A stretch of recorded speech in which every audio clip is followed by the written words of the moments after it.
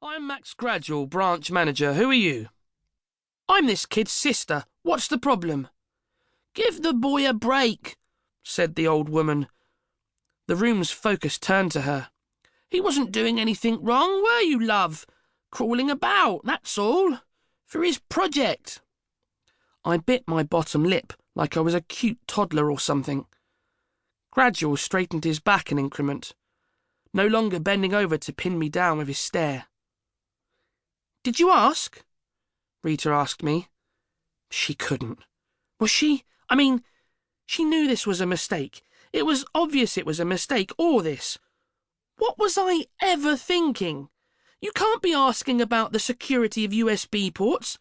It's all about the secrecy. The woman with the baby spoke. She wasn't queuing any longer. There was nobody at the cashier's window.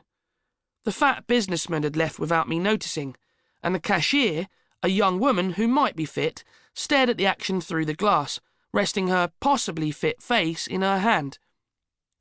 He said he was doing a project, didn't you? Said the mother. I nodded, because that's exactly what I'd said. Gradual's eyes darted around the space to meet the gaze of the audience. The old couple, the mother, the cashier, Rita. He attempted a smile, which looked more like he was reacting to having his privates placed in a vice. He didn't ask for a job. He was meant to ask for a job, said Rita. You were meant to ask for a job. Gradual shook his head. I shook my head. My mouth was suddenly dry. I wanted to tell Rita that we should leave. I wanted to tell Rita that I didn't want a job. We could be unemployed together, but I'd need a glass of water to do that. We're not hiring, said the manager. And how old are you? I thought you were at school doing your project. His tone had shifted.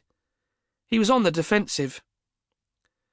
Give the boy a job, said the old man.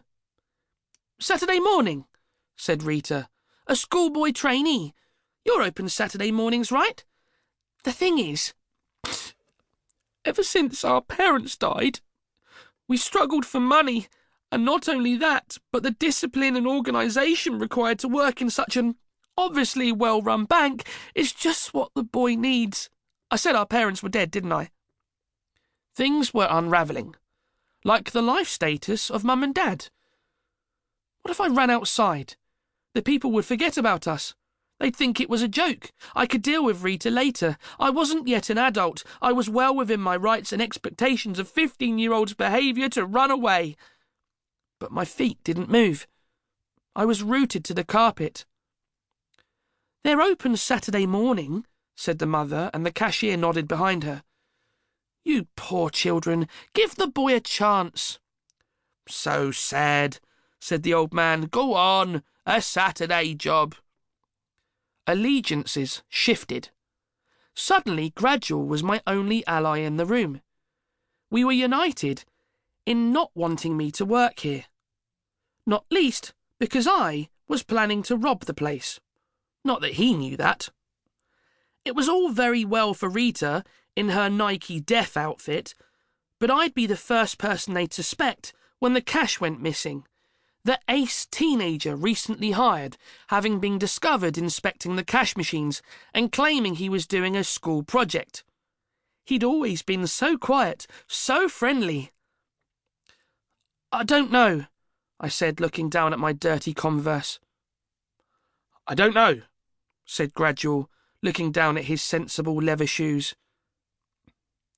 We have the part-time school-age temp scheme, called the cashier, offering a thumbs up.